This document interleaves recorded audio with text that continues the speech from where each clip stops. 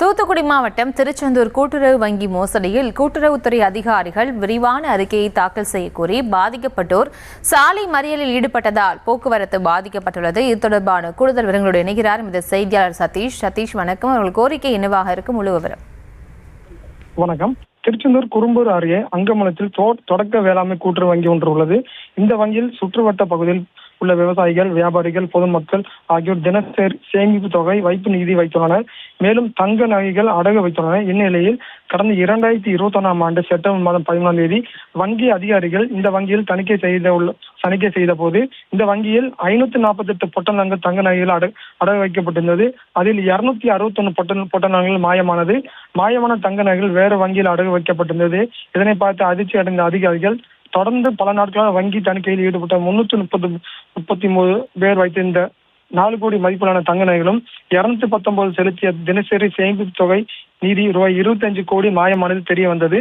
மொத்தம் 28.73 கோடியாகும். இதனால் வங்கியின் செயலாளர் தேவராஜ், உதவி செயலாளர் ஜான்சி, சந்திரகாந்தா ஆகிய இருவரும் இந்த மோசடியில் ஈடுபட்டது தெரிய வந்தது. இதனால் இருவர் பணி நீக்கம் செய்யப்பட்டனர். மேலும் இந்த சம்பவம் குறித்து தூத்துக்குடி பொருளாதார குற்றப்பிரிவு போலீசார் வழக்கு பதிவு செய்து விசாரணை நடத்தி வந்தனர். இந்த வழக்கு திருநெல்வேலி JM 2 பொருளாதார குற்றப்பிரிவு நீதிமன்றம் நடந்து வருகின்றன. மேலும் வங்கி செயலாளர் தேவராஜ், உதவி செயலாளர் ஜான்சி, சந்திரகாந்தா, நானாபாய் ஆகியோரிடம் 66 லட்சம் மதிப்புள்ள 3 சொத்துக்கள் ஜப்தி செய்து ஏலம் விடப்பட்டது. இவர்களது ஒரு சொத்தை ஏலம் விடுதலில் சிலர் சிக்கல் நீடித்து வருவதாகவும் கூறப்படுகின்றன.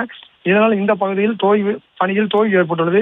மோசடி செய்யப்பட்ட நகை பொட்டலங்கள் தனியார் வங்கியில் வைக்கப்பட்ட 81 நகை பொட்டலங்கள் கூட்டுறவுத்துறை அதிகாரிகள் மீட்டு இந்த விரிவான அறிக்கையை தாக்கல் செய்யாமல் காலம் தாழ்த்தி வருவதால் குற்றப்பத்திரிகை தாக்கல் செய்து நடவடிக்கை எடுக்குமாறு பொருளாதார குற்றப்பிரிவுக்கு போலீசார் சார்பில் நீதிமன்றம் கால அவகாசம் கேட்கப்பட்டுள்ளது. இதனால் கூட்டுறவுத்துறை அதிகாரிகள் விரிவான அறிக்கை தாக்கல் செய்ய கோரி பாதிக்கப்பட்ட வாடிக்கையாளர் வங்கியை முற்றுகையிட்டு வங்கியை பூட்டக் கோரி வாக்குவாதத்தில் ஈடுபட்டனர். இதனால் எந்த ஒரு பணியாளர்கள் வங்கி பூட்டி சென்றனர். இதனால் அதனைத் தொடர்ந்து பாதிக்கப்பட்ட திருச்செந்தூர் திருநெல்வேலி சாலையில் உள்ள அங்கமங்கலம் சாலையில் அமர்ந்து போராட்டத்தில் ஈடுபட்டுள்ளனர்.